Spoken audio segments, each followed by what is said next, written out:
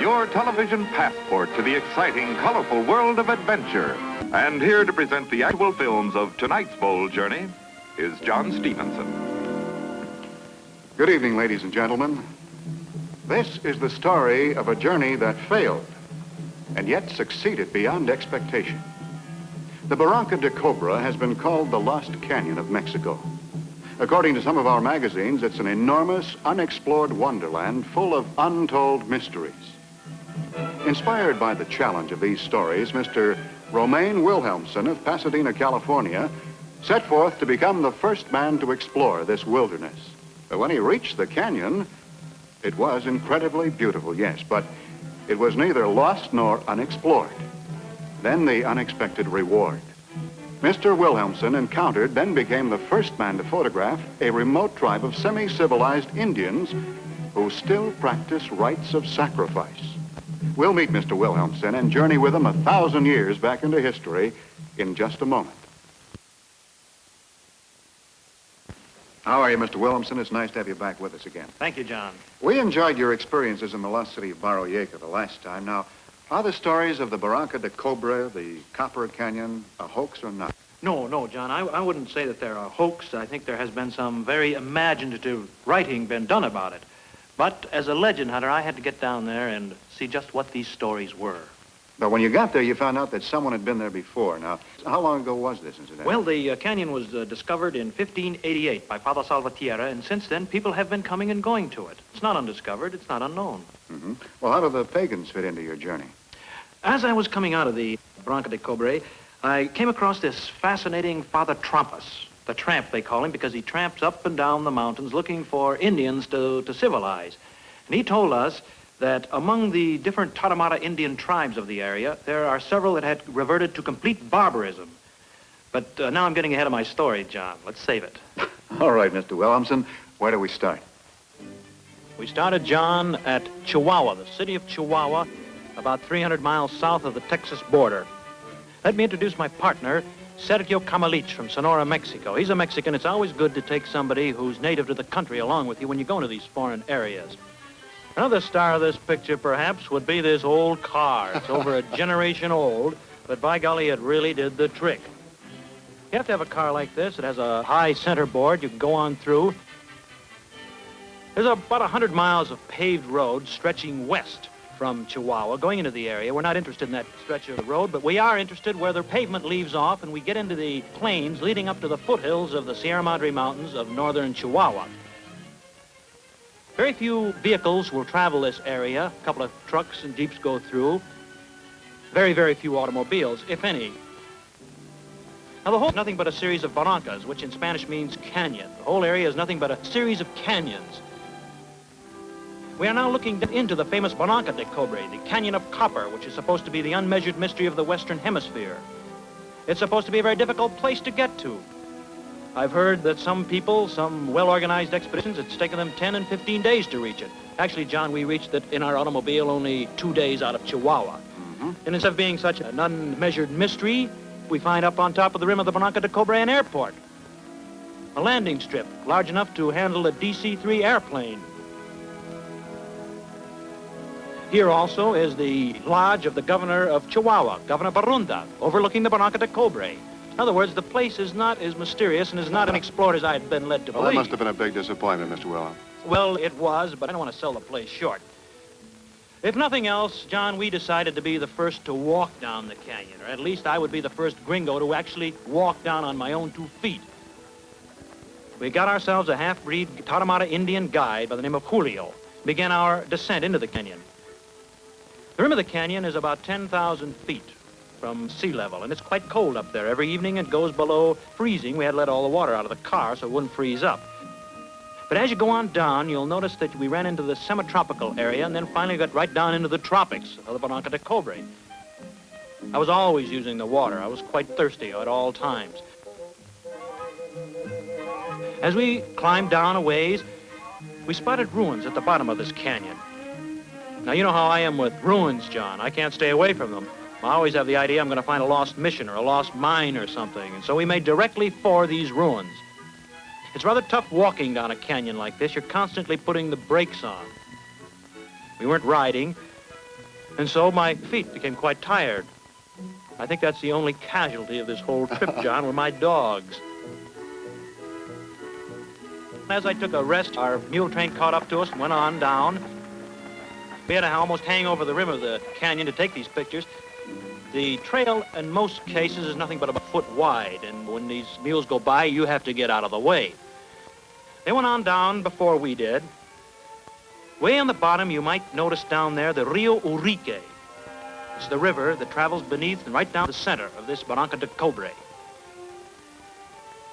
I'd been told that one of the larger expeditions to reach the bottom of this canyon, they were traveling on mules, and it took them over 2 days to reach the bottom. John, it took us 2.5 hours. I had to stop. With all the glamour of reaching the bottom of the Barranca de Cobre, my feet were still sore, and I had to cool those hot dogs off. I can hear them sizzling. Water's very cool there, very cool. During the rainy season, the river will sometimes flood, and you'll have a torrent going through there. A couple of fellows from Colorado several years ago attempted to make the trip in a rubber raft, but they met with disaster. You see these boulders are down here. It kind of holds you back if you try to do it in a boat. It certainly doesn't rival our Colorado River, does it? Nothing like it at all. No, this is the whole river. This is the river as you can see it. We just walked right across over these boulders. That's one of the reasons you can't do it. We made for the ruins. However, when we finally did arrive at these ruins, we found that they were nothing more than an old mining camp. The camp no more than 100 years old. We could make out that it was a British mining camp. Not the lost Spanish mission that I would like to have found. Not the lost Spanish treasure or mines that I would like to have found. Just a little old mining camp. I was disappointed, to be frank with you, John. I find no romance in a commercial operation that new. So we settled down here and we had ourselves a little dinner. Spaghetti was the bill of fare. Sergio was always quite hungry. I was the thirsty one. He was the hungry one. Made our first campsite right at these ruins. And then the next day we decided to go on down through the Barranca de Cobre, walk as far as we could. I've been asked by people, why couldn't you take a mule train through there with your supplies? Well, this is the reason, John, you can't do it. You run across these little bridges like this. When these torrents, these floods go through the Barranca de Cobre, they tear away much of the trail. So the people who live here, usually Tarahumara Indians, have placed these little log strips and you kind of make your way over them as well as you could and as you can. You notice how gingerly I walked across this. We'll take a look at this Tarahumara Indian who is indigenous to the area. He just skedaddles right on across it. But that's one of the reasons that you can't take a mule train through. You could possibly get some Tarahumara Indians to take your packs through, and I suppose in that way you could walk on through. But when all is said and done, John, you wouldn't be the first anyway to walk the complete length of this canyon, because all through the canyon, scattered here and there, are these little mining camps, little villages. There's a little town even down there called Urique. You can find it on all the maps. They use a rather old-fashioned but a very effective way of crushing the gold out of the rocks. We saw the miners here swimming in the river. We had to almost shoo them aside to get pictures of the place. Oh, no. One very interesting thing, though, a miner here offered me gold at a rate of about $400 a pound. Well, I'm not too up on my rates of gold, but I find out now that I've gotten back to the United States, gold sells for around $600 a pound. I guess I might have made a good deal if I brought this gold out. He said he could get us all the gold he wanted. He's holding about 10 grams of gold in his hand. When I left, I had promised the Los Angeles Adventurers Club to plant their flag, no matter what, at the bottom of the Barranca de Cobre. So regardless of how disappointed I was in this supposed mystery of the Western Hemisphere, I did bring my flag out, and we took pictures of it. I at least made good my promise. And then we climbed out of the canyon. This time, though, I might say I went up on a mule. My feet were still pretty sore. We traded the mules in for our car, and we made for the closest little civilized town, which is a town called Creole, about 20 miles away from the actual rim of the Barranca de Cobre. In Creole, we came across the famous Father Trapas. Father Trapas was written up quite well in Earl Stanley Gardner's book, Neighborhood Frontiers. The fascinating man, the word Trampas in Spanish means tramp. It means he tramps all over the mountains and the canyons of this area looking for Indians to civilize. He said, you're looking for adventure, gentlemen? Let me direct you to some very, very pagan Indians. Indians who have lost all veneer of civilization and live as they did before the Spanish conquest, only retaining a slight bit of the culture that they had learned back in the 16th and the 17th century when many missioners had been in this area. They still have a rite of sacrifice. He said, you drive there 2 mission places in particular. And so we took off to go to see these pagan Indians. Thank you, Mr. Wilhelmsen. Part 2 of your journey into the past with the pagans will continue in just a moment.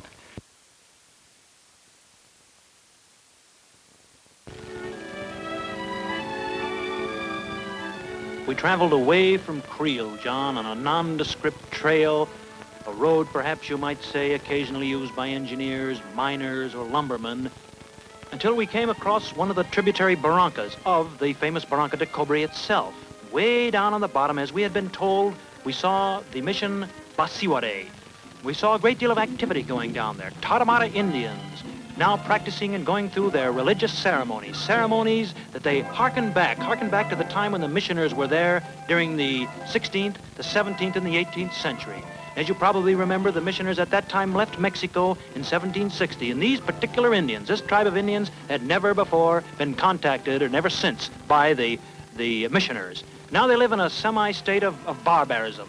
Some of them look like Apaches. They're quite fierce-looking men. You wouldn't want to run into one of these in a dark night.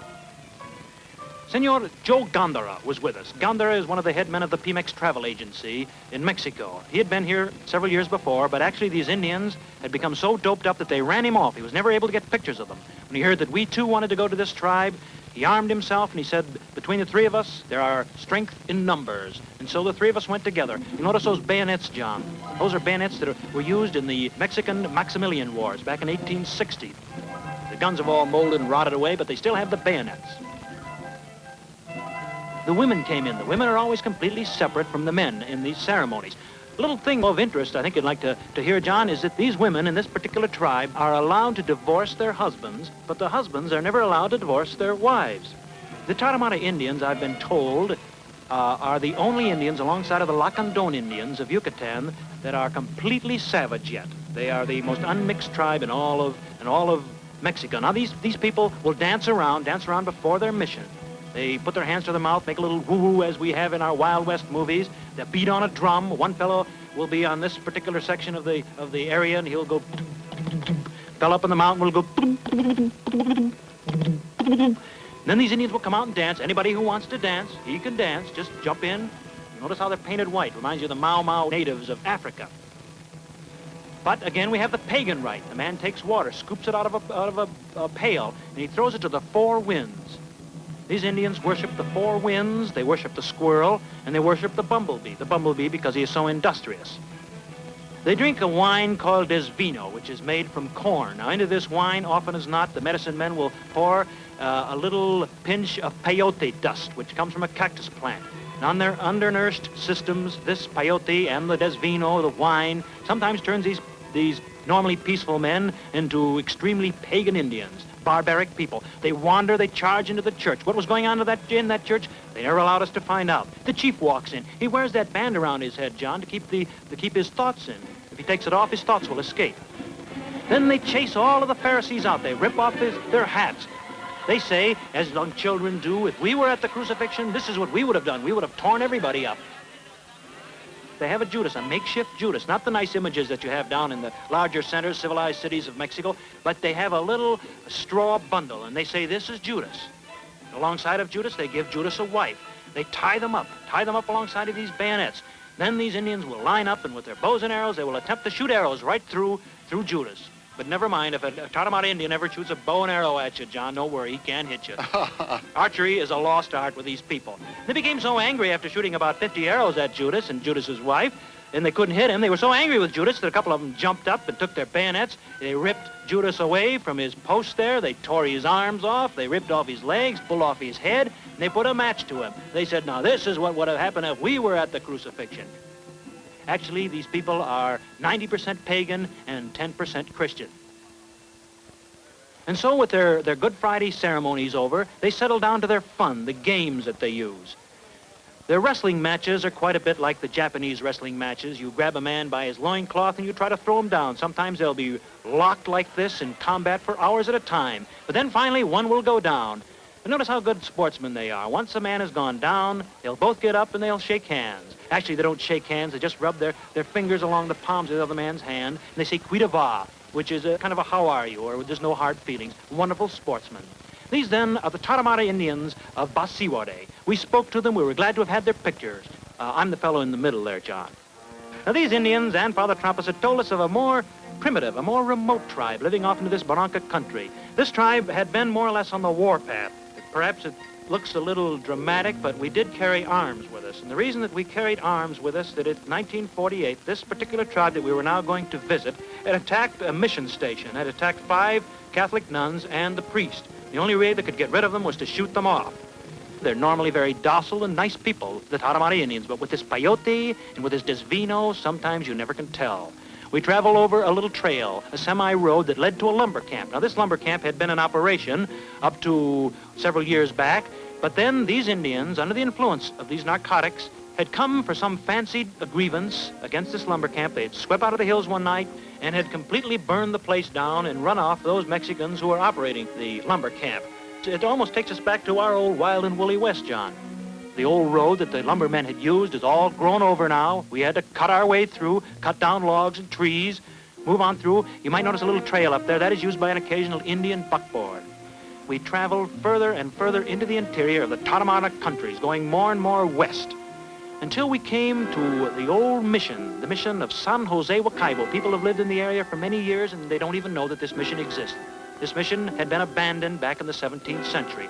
We first beheld it from on top of a mountain that is completely inhabited by Indians now. Alongside of it, there's a little trading post. It's the post of an Indian trader, Señior Don Ramon. Don Ramon lives here with his wife. He trades with the Indians, and his wife attempts to teach them. He has a picture of himself alongside of Pancho Villa. The only reason that these Indians tolerate Don Ramon is because the man is blind. They say he could not injure them. The man lost his eyes fighting with Pancho Villa during the Revolution. He was a lieutenant. His wife, Senora Doña Ramon, attempts to teach these Tarahumara Indians Spanish. She says if she can teach them Spanish, at least they're on the way to becoming useful citizens. She dresses these Indians in civilized clothes.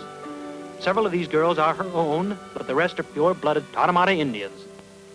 Of course, the girls are quite happy, but the boys are not quite so tractable. They're rather glum, as are many of the men of these Tarahumara Indians. Well, Don Ramon said, you were seeking these Indians, you must go back into the mountains. Of course, your old car, as good as it is, it cannot carry you that far. You'll have to go by foot. He told us to go up into these mountains, and there we would reach this very primitive tribe of Tarahumara Indians. They live in caves and they live in stone huts. Now, these Indians at this time were preparing for their tonari, which is called the Banquet of Death. I spoke about that to the Indian chieftain, a man well into his 90s. He is the governor of this tribe, and he has complete authority of life and death over these people. It was very nice to us, perhaps because we allowed him to shoot our rifle. Now, you remember this comet, John, that came by the Earth some time back? He told me in sign language, he didn't speak any Spanish, and I didn't speak any Tarahumara, that these Indians were convinced that the comet, they'd heard that this comet was going to hit the Earth. It was going to hit them particularly where they live. And where had they heard this? Excuse me. They had heard it from some of the more civilized members of their tribe, the people who do get into the little town of Creole once in a while. And so they ordered all of their cattle brought in. They said, we will bring in all of our animals. We will not work. All of our crops will be brought in. And we shall take them, and we shall cook them, and we shall bring them up on top of the mountain. We will have one grand feast, the tonari, the Banquet of Death. And here we will wait until the day we die. The goats are brought in. The throats are cut. The man waves away the 4 evil winds with his flag. The goats are then stacked up until the time that they can be eaten. Now, before you remember, they were throwing water to the 4 winds. This time, it's a more serious affair. They're throwing blood to the 4 winds because these men actually are attending their own funeral. They pile up all of the goods, all of their goats, all of the cattle. Actually, John, we couldn't take some of the pictures of the slaughtering of the bulls. They were just too repulsive to put on. This must have been a terrific carnage, Mr. Wilhelmsen. Yes, it was amazing. The Indian musicians come out. The violin was introduced into this area back during colonial times. These Tarahumara Indians liked the sound of it so much that they copied it. They make wonderful reproductions of the violin today. The dancer comes out. The dances, of course, have long since faded away. The meaning of the steps faded away into legend, mythology. Most of these fellows, as you can see, don't know what they're doing. They just know they have to do something. They have to wander around. It goes with a sacrifice. They dance. And they dance away the way the bad spirits. They have little rattles on their ankles that are supposed to scare away rattlesnakes, which, of course, a rattlesnake is a bad spirit to these people. The Indian ladies come in with their papoose. And they prepare for the fiesta, the tonari. They prepare all the food. All the animals have been slaughtered. Actually, sometimes they throw a whole chicken in there, John, and you might end up with a wing and feathers and everything else. When the food is prepared, they climb up to the top of a mountain now. The drum calls them all together. They offer this up now to the four winds, which they now worship, completely pagan. They mix water with the blood, and they drink it. They actually drink that blood, John. And then they settle themselves down to eating for a full week. They have enough food here now to last them for a week. And the women, dressed not at all unlike the women of North Africa, sit about, and they too, on one side, the men on the other side. And here they sit, John, and as far as I know, they are still sitting there. I didn't want to be around when they found out that the comet didn't hit. And so I went on down, saw goodbye to Don Ramon, gave him a picture of myself, and went on our way. John, the Barranca de Cobre was a disappointment, but I did bring back this letter in Spanish from Father Trapas, which I'm very proud of. That's a Spanish mission seal you see in the corner. The translation goes like this. For 15 years, I've been working with the Tarahumara Indians with the purpose of bringing them civilization. Their beliefs are rooted in the sun, the moon, and the squirrel. In their ceremonies, they sacrifice animals and offer them to the sun. They have never permitted white people to photograph their rituals. I can assure anyone that no one before them has taken such photographs. Manuel Martinez, S.J. I'm very pleased with that, John. It's a wonderful testimonial, Mr. Wilhelmsen. Thank you, John. Now, that was a journey with a twist, Mr. Wilhelmsen, but fortunately for you, it was a successful journey. You know, I couldn't help feeling for you in there with those superstitious Indians. How did they feel about you photographing them? Actually, I had no business being there, John, but I was with this blind Indian trader. The Indians trusted him. And I have always maintained the philosophy that when you're in a strange country, surrounded by strange people, tread softly, follow their customs, don't do anything that they might not like, you get along all over the world. A very smart policy. If I remember my books correctly, the Aztecs used to offer human sacrifice. Do you think that the sacrificing of animals evolved from that? Quite on the contrary, I would say that the first sacrifices were made in the primitive times by Indians and peoples. They sacrificed animals, but then perhaps they thought that the gods weren't appeased enough, and so they gave the best that they could, which was of their own people, their children. Throughout the times now, the missioners have come in, and many of these customs have been eradicated, and now they're back to sacrificing animals, at least in this particular case. Well, Mr. Wilhelmsen, you mentioned that these people are 90% pagan and 10% Christian. Well, how do they preserve their old customs in modern-day Mexico? Well, in this case, again, of which we are speaking, after the missioners left them back, about 3 centuries ago, they were left completely isolated, completely primitive for 200 or 300 years. And during that time, they were able to maintain these primitive customs that they had had. They reverted back to them. Now the missioners are back in there again, but not enough of them as yet to bring them back to civilization. So they're more or less as they were before Columbus discovered America. Well, after this feast they had on the mountain for the end of the world, they must have found themselves in an embarrassing position when the world went on. What are they living on today? John, your guess is as good as mine, although I understand that the United States government has sent several tons of cheese to Father Tramps to distribute to these Indians. Well, I know that after your Barranca de Cobre fiasco, you wrote several articles setting the record straight. Were there any repercussions from that? Well, John, I didn't go down to the Barranca de Cobre with any idea of debunking any of the stories that I heard, but I do feel that the material that I brought back and have displayed to the country now will show the place in all of its majesty and its beauty, and that shortly, when the road is completed, if it ever is, people can go there and see it as it is, not as they have heard it is. Well, you've certainly given us a fine, intimate glimpse into the lives of these strange people who've blended some Christian ways with their own ancient religion. Thank you very much, Mr. Wilhelmsen, for this 20th century journey into the past. Next week, we'll again view an actual film of a true-life adventure journey. We have some preview scenes from this exciting film in a moment.